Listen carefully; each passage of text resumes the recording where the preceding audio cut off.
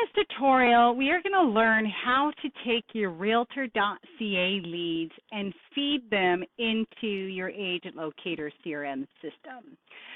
So the first thing that you're going to need to do is go to app.mailparser.io.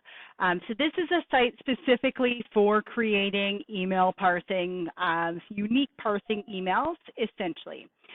So when you're on this page, essentially, hopefully I haven't been logged off, you are going to create an account. Now, please do not sign in with Google.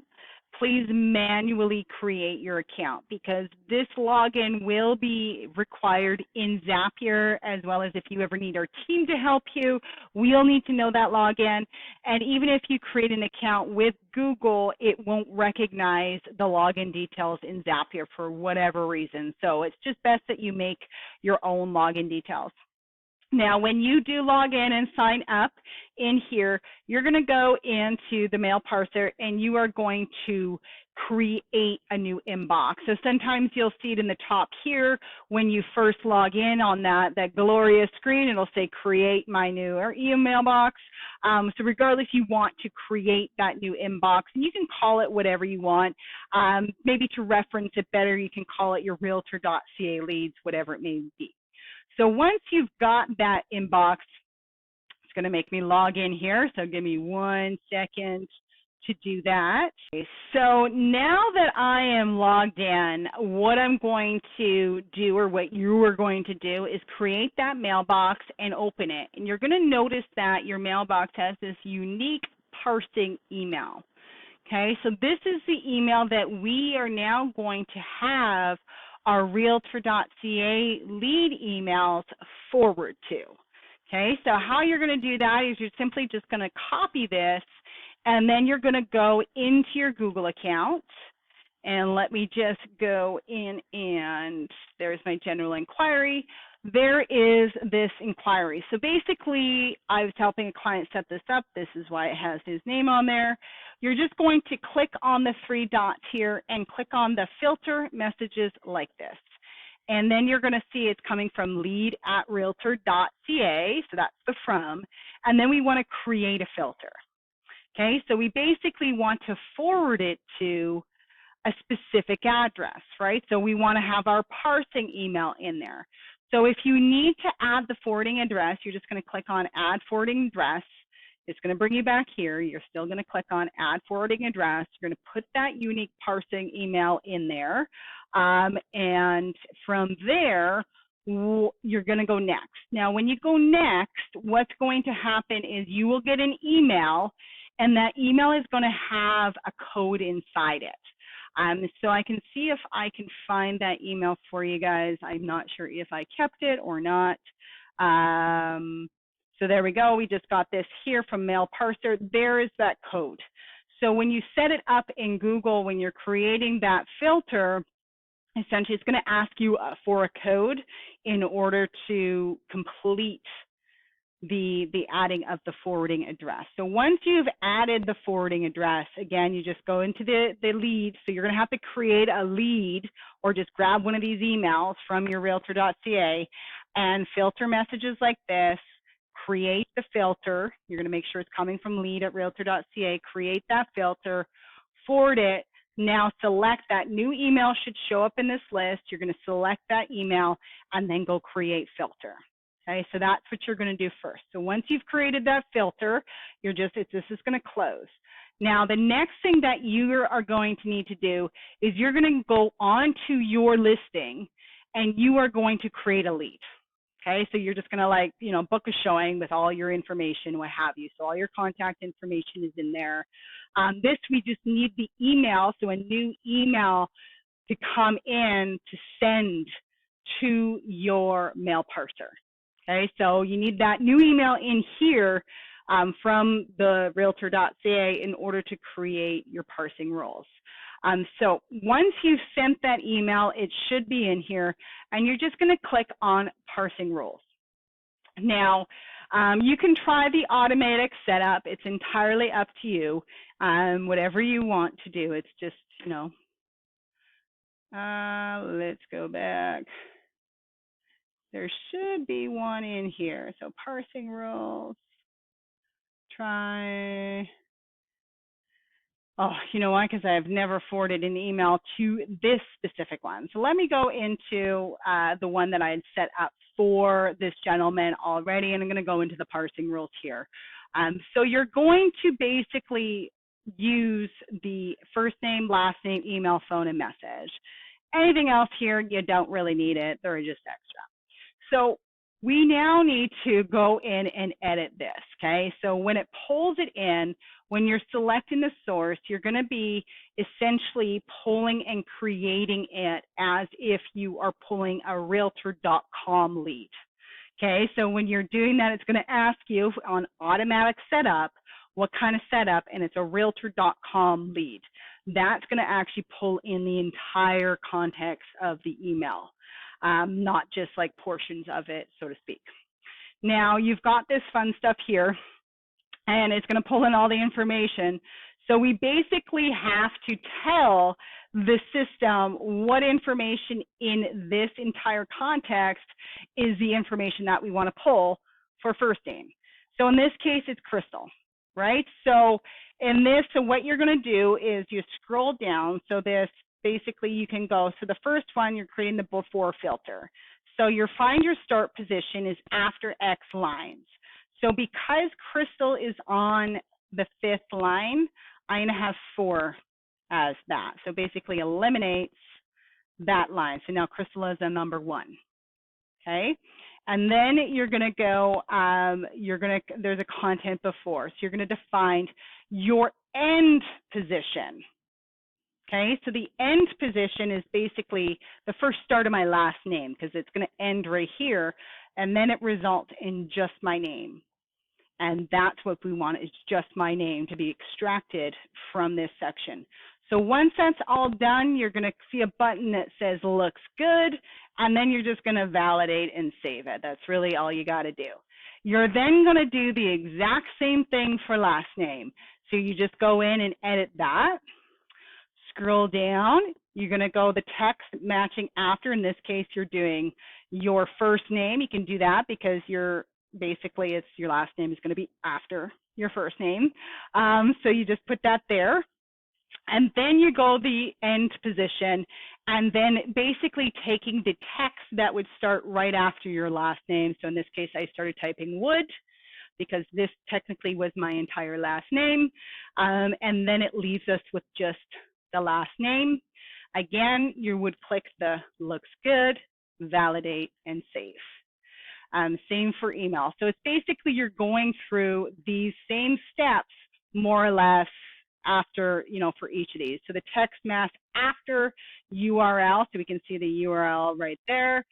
This is the email. So there was a URL actually up here. You'll see it.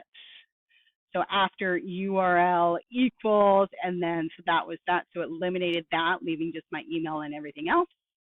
And then I wanted the text match before this little colon here, and that eliminated everything after my email address, resulting in just my email address. If you guys need assistance with this, this is where we need your login details to be able to help set this part up for you, because it can be a little bit tricky.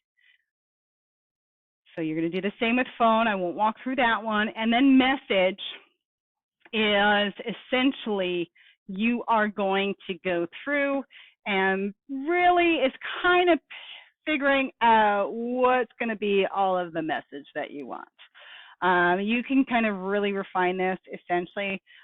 So I did, what did I do? Crystal DeVries, Agent Locator. Would like to book a showing. So basically everything after this, I pulled. So would like to book a showing, so that at least it came in as would like to book a showing, so that if it comes into your Agent Locator CRM system, you know that this person wanted to book a showing. Kind of pulling that through. And then you have, I just put the remove all the empty lines, not necessary. You can do that if you want to. And then the define, I just put it after so many lines. So the so many lines is kind of pulling all this information as I wanted based on, because I didn't need all this mumbo jumbo down there, it kind of just put it after X amount of lines to kind of include the information that I wanted to pull in. And then again, you're just going to validate and save. So you're going to approve it, validate, and save. So now that that parsing is set up, we now need to jump into Zapier and get it all set up, okay? So when you go into Zapier, and this one's already created, so I'm just going to kind of walk through the one that is already created. I'm not going to change anything. So when you log into Zapier, you are looking for the app Mail Parser, okay? So when you look for Mail Parser, it'll look like this little icon here. It only gives you one option. You are going to continue. And then once you continue, you are going to choose your account.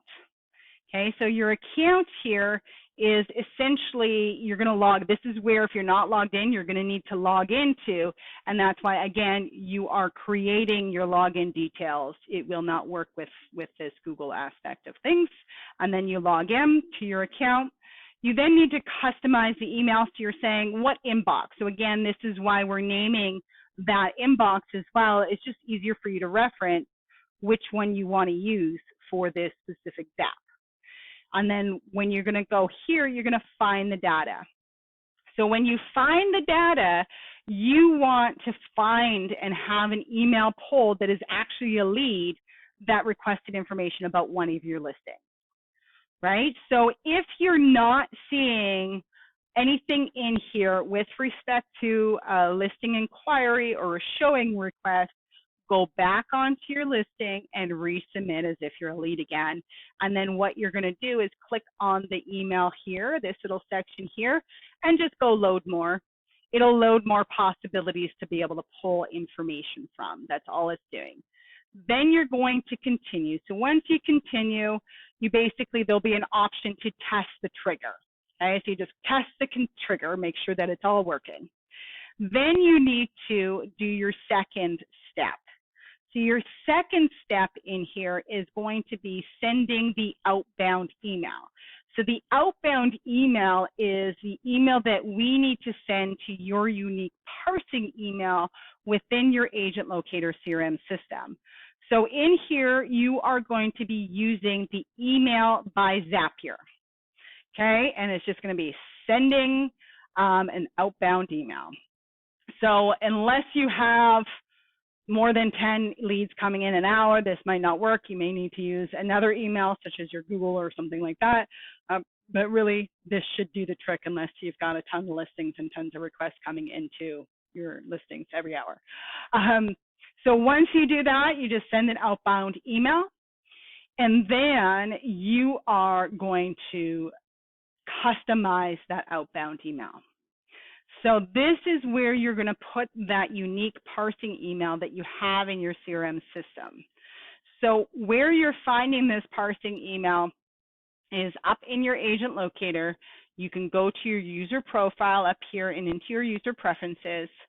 And then down at the very bottom-ish, you have a feed lead by email.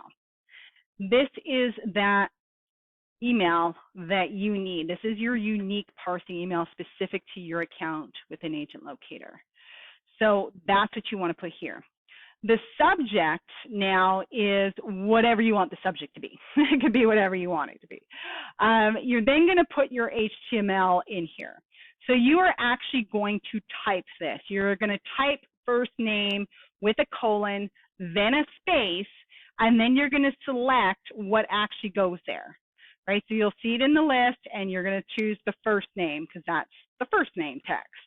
Then you're going to do last name, colon, and then you just click on the last name text, and then you do the same for phone, same for email, same for notes. So in notes, you can select as many of these as you want to. So if you've seen that maybe it wasn't pulling all of this, you know, what's there, maybe I want here as well. Oh, that's the one I used, but maybe there was other ones. You can add as many as you want to as far as pulling the notes into that section. You then have the source. So there is no source that pulls in here, so you're just going to create one. So you're going to call it source, colon, space, and then just call it realtor.ca. This then is going to make it so that every lead that's coming through this into your system is going to be identified with the source of realtor.ca. So you know that this is a realtor lead that's come into your system. So that is that first portion. So make sure you're typing it case sensitive colon and a space after the colon. Okay. And then down here, you are going to want, it's going to be on false. You are going to turn this to true.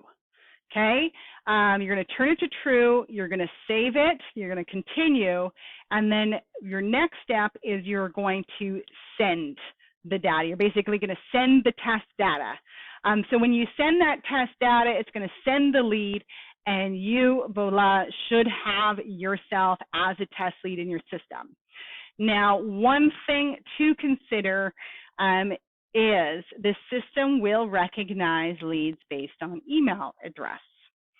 So if you are already in your system with your current email address that you registered on your Realtor.ca listing, it's going to come in as a duplicate lead, and you are going to get a notification that you've received a duplicate lead, that the lead tried to register again.